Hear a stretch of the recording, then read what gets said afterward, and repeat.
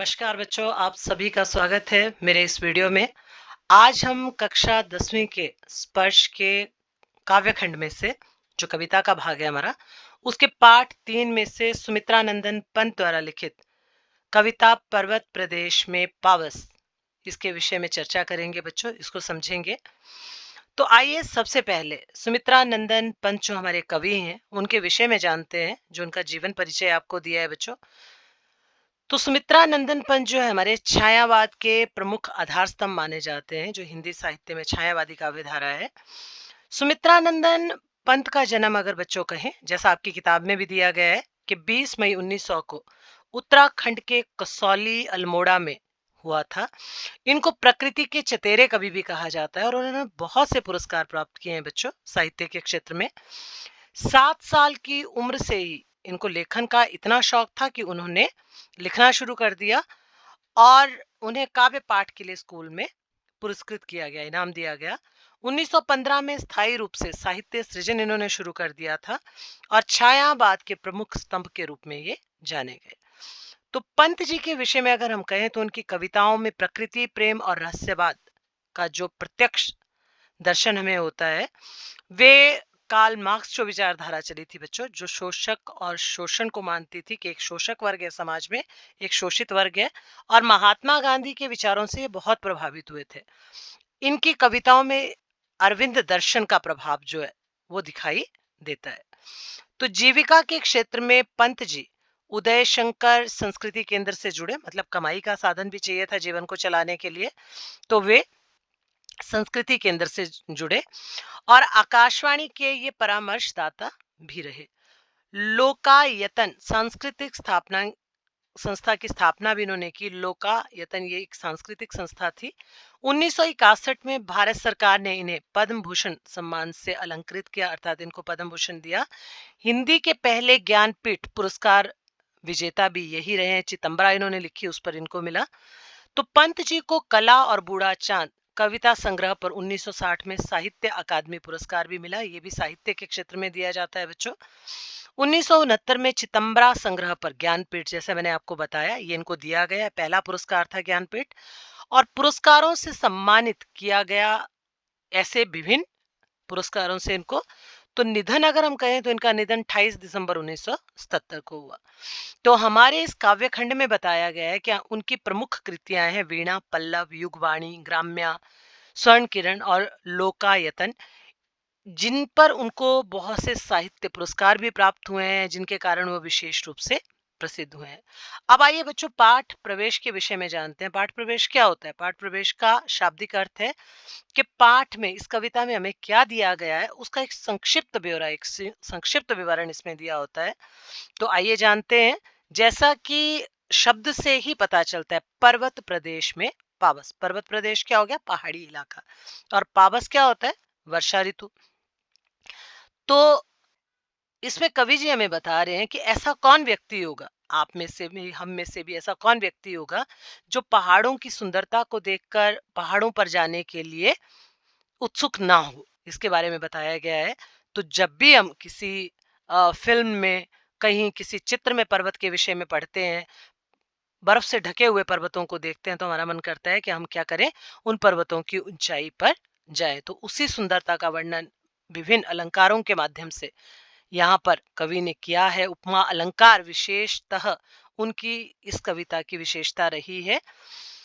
वे कहते हैं कि मेरी इस कविता से आप छात्रों को, आप पाठकों को ऐसी अनुभूति होगी कि आपको इस बात का अंदाजा ही नहीं होगा कि आप कक्षा में बैठे हैं। आपको लगेगा कि आपके इर्द गिर्द कहीं कोई दीवारें नहीं है और आप पर्वतीय प्रदेश में पहुंच गए हैं और वहां का रोमांच, वहां की सुंदरता आपको अपनी आंखों के आगे दिखाई देने लगेगी और उस रोमांच को, उस अनुभव को आप कक्षा में बैठे बैठे ही महसूस करेंगे। अनुभूति का अर्थ होता है बच्चों, एक होता है अनुभव, जो हम किसी दृश्य को देखकर अनुभव प्राप्त करते हैं। अनुभव का मतलब जो एहसास हमें होता है, पर वो एहसास जब हमारे दिल में बहुत समय तक रहता है, एक भावना बन जाती है, वो अनुभूति कहलाती है। तो जब उन झरनों को, उन बर्फ से ढके हुए पर्वतों को हम अनुभव करेंगे, देखेंगे, तो हमारा मन उसी में लीन रहना चाहेगा। अब दूसरे हैं हमारे पास कवि निराला, सूर्यकांत त्रिपाठी निराला जी, जिनको काव्य का महाप्राण कहा जाता है। तो पंत जी के विषय में वे कहते हैं कि पंत जी में इतना जबरदस्त कौशल है, इतनी जबरदस्त उनकी लेखन शैली है, लिखने का तरीका है कविताओं को, कि वे अपने विषय को उपमाओं से संवार कर का अर्थ है बच्चों सजाकर, मधुर से मधुर और कोमल से कोमल स्वर प्रदान कर देते हैं। तो कभी भी किसी भी काव्य को समझने के लिए सबसे पहले उसमें जो कठिन शब्द दिए हैं, क्लिष्ट शब्द दिए हैं, उनका अर्थ जानना बच्चों बहुत आवश्यक है। तभी हम उस कविता को अच्छे तरीके से पढ़ पाएंगे, उसका पाठन कार्य कर पाएंगे और उसको समझ पाएंगे। तो पावस का अर्थ जैसा मैंने आपको पहले भी बताया कि वर्षा ऋतु होता है, और प्रकृति वेश का अर्थ है प्रकृति का रूप। मेखलाकार का अर्थ है करधनी के आकार की पहाड़ की ढाल, जो ढलान होती है वो।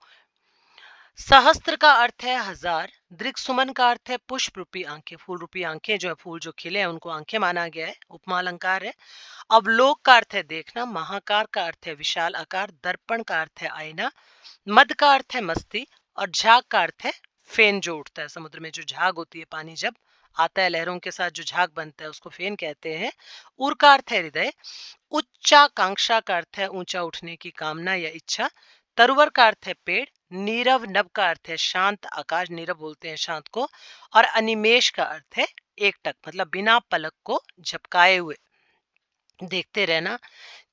चिंता पर का अर्थ है चिंतित या चिंता में डूबा हुआ। भूदर का अर्थ है पहाड़। पारद के पर का अर्थ है पारे के समान। पारा किसको बोलते हैं बच्चों? ओस को। जैसे पारा होता है चमकीला ओस, या पारा हम देखते हैं, आपका थर्मामीटर है जो माप का यंत्र है, उसमें भी पारा देखते हैं, वो हमें चमकीला दिखाई देता है। तो उसको भी यहाँ उपमा अलंकार किया है, चमकीले पंखों को कहा गया है। रव शेष का अर्थ है केवल आवाज का रह जाना, उस शांत वातावरण में पानी की उस आवाज का सुनाई पड़ना जो झरने और पानी उन पहाड़ों पर है। सभय का अर्थ है भय के साथ। और शाल का अर्थ है, शाल पहाड़ों पर पाया जाने वाला एक वृक्ष है। ताल का अर्थ है तालाब। जलद यान का अर्थ है बादल रूपी विमान, क्योंकि यान का अर्थ होता है विमान। विचर का अर्थ है घूमना। और इंद्रजाल का अर्थ है जादूगरी।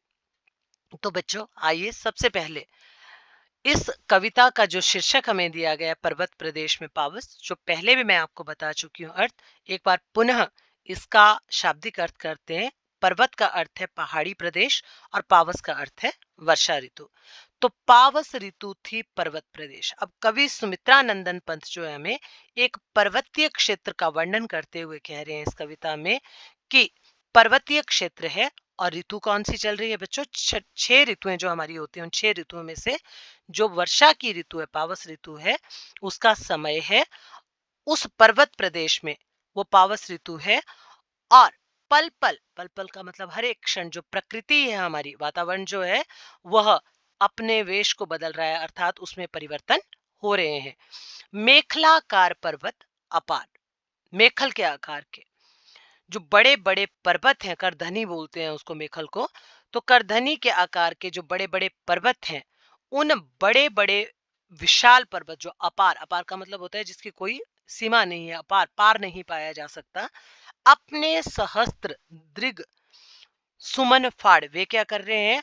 अपने सहस्त्र, अपनी हजारों जो फूल रूपी आंखें, पर्वत की जो आंखें, उनको फूल माना गया है, तो उन असंख्य आंखों से नीचे तालाब में फैले हुए क्या कर रहे हैं? अवलोक रहा है बार बार। नीचे तालाब में फैले हुए जल में अपने, महाकार का अर्थ होता है बच्चों विशाल का है, बहुत विशाल, क्योंकि पर्वत विशाल है आकार में।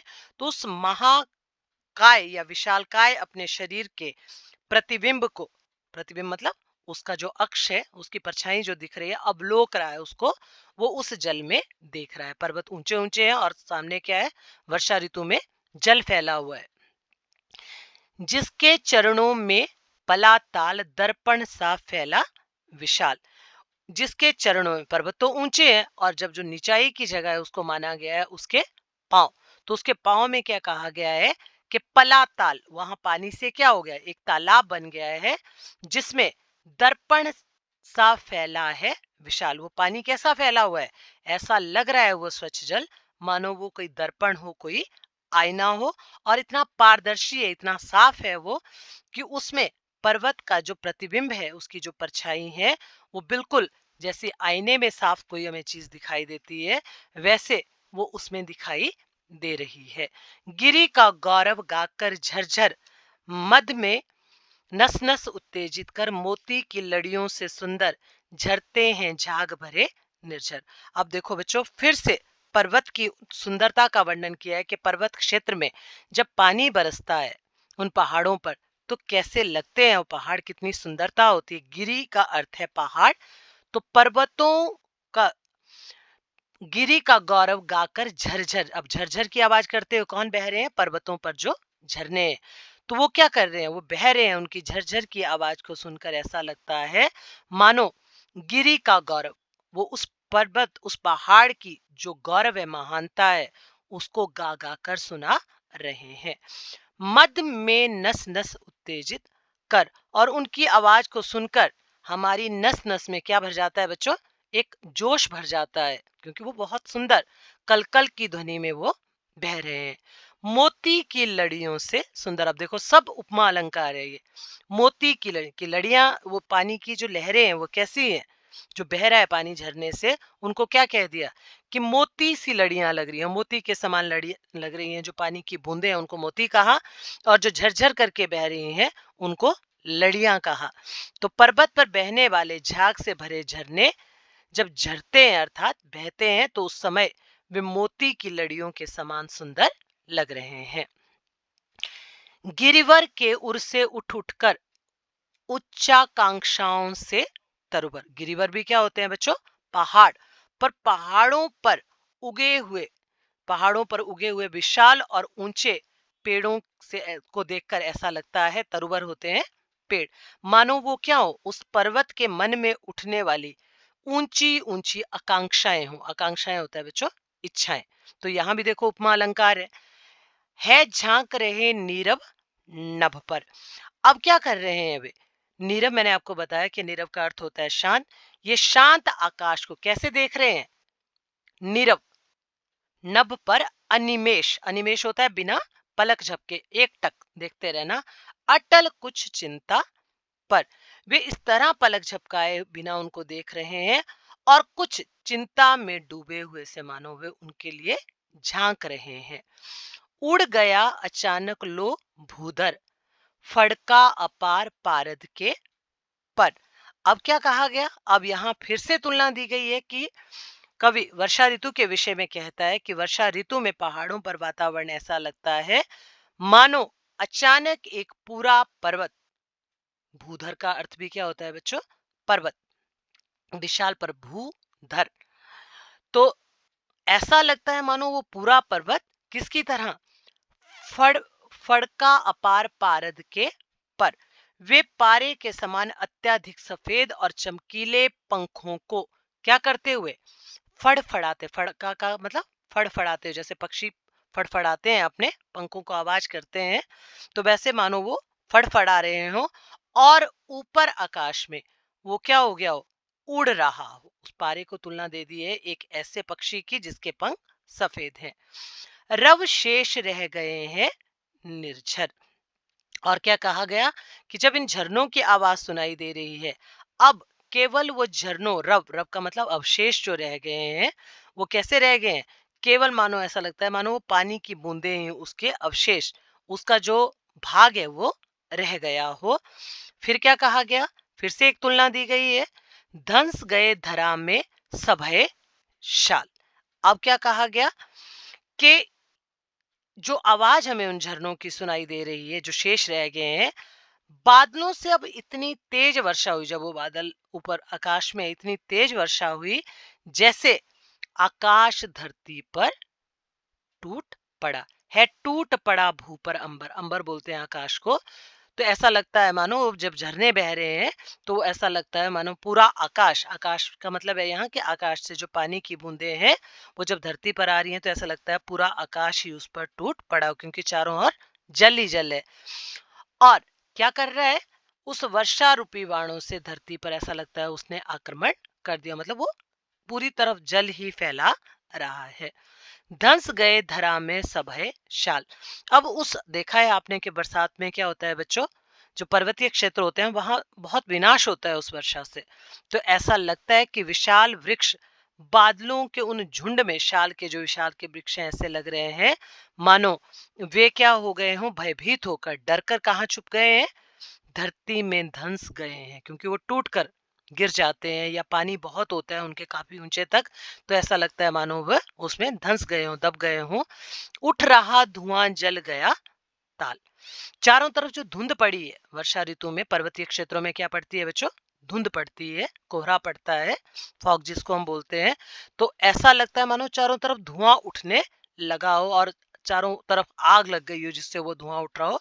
वास्तविकता में वो आग का धुआं नहीं है, वो क्या है, वो ओस की बूंदों से बना हुआ जो आपका कोहरा है, वो है वो। तो ऐसा प्रतीत होता है। मैं यहाँ फिर उपमा अलंकार है। यों जलद यान में बिचर बिचर था इंद्र खेलता जल जाल। अब वर्षा के देवता कौन है, इंद्र। तो वर्षा ऋतु में चारों तरफ वर्षा को देखकर ऐसा लगता है कि उस वर्षा के दौरान जो वर्षा के देवता इंद्र हैं वो क्या कर रहे हैं, अपने जलद यान, जलद क्या हो गया, जलद कहा जाएगा किसको, बादल को। तो बादल रूपी विमान में बैठकर घूम घूम कर, विचर विचर मतलब घूम घूम कर, विचर कर रहे हैं, घूम रहे हैं उसमें, देख रहे हैं, अपने जादुई करतब दिखा रहे हैं। था इंद्र खेलता इंद्रजाल। अब इंद्रजाल किसको बोला है, जो इंद्रदेव है वर्षा के, जो राजा माने गए हैं, देव माने गए हैं, वो क्या कर रहे हैं, चारों तरफ अपना इंद्रजाल फैला रहे हैं, अर्थात चारों तरफ वर्षा कर रहे हैं। ऐसा लग रहा है मानो जादुई करतब दिखा रहे हो, कहीं धुंध है, कहीं बहुत ज्यादा वर्षा है, कहीं झरने बह रहे हैं। तो जिसके कारण पर्वतीय क्षेत्र में क्षण क्षण में वो जो प्रकृति है वो विचित्र और अद्भुत दिखाई दे रही है। तो बच्चों इस कविता में मुख्य रूप से जो हमें बताया गया वो बताया गया है कि वर्षा ऋतु में पर्वतीय क्षेत्रों में प्रकृति में किस तरह के बदलाव आते हैं, हमें प्रकृति कैसी दिखाई देती है।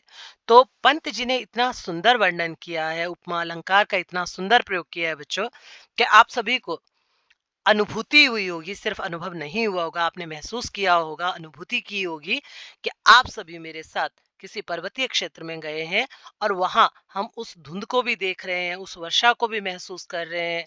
ऐसा भी लग रहा है मानो इंद्रदेव, एक इंद्रजाल चारों तरफ जल बिखरा हुआ है, ये भी हमें अनुभव हुआ। बड़े बड़े पर्वत भी दिख रहे हैं, मानो शैल के वृक्ष भी हमने अनुभव किए।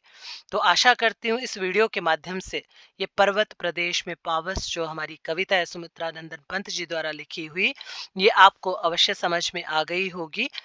इसमें जो कठिन शब्द दिए हैं उन कठिन शब्दों के अर्थ आप भली भांति जान गए होंगे, उनसे परिचित हो गए होंगे। आशा करती हूँ कि आप मेरे इस वीडियो को, इस चैनल को, मेरे इन वीडियो को इसी तरह का प्यार देते रहेंगे और जो भी समस्या है उसके बारे में अवश्य लिखकर मुझे बताएंगे, ताकि मैं समय समय पर वीडियो को अपलोड करती रहूं, आपकी समस्याओं का निवारण करती रहूं। सबसे पहले जिन बच्चों ने चैनल सब्सक्राइब नहीं किया है वे चैनल सब्सक्राइब कर लें, नोटिफिकेशन बटन अवश्य दबाएं बच्चों, क्योंकि समय समय पर जब हम वीडियो अपलोड करते हैं तो आपको वो प्रत्यक्ष रूप में दिखाई देते हैं। अन्यथा बहुत से बच्चे फिर ये मांग करते हैं कि ये कविता नहीं डाली गई है, ये अंश नहीं डाला गया है। ये सब कुछ मेरे चैनल पे आपको उपलब्ध है। तो इसी आशा के साथ कि भविष्य में भी आप इसी तरह मेरे चैनल को प्यार देते रहेंगे। सभी बच्चों को मेरा प्यार भरा नमस्कार।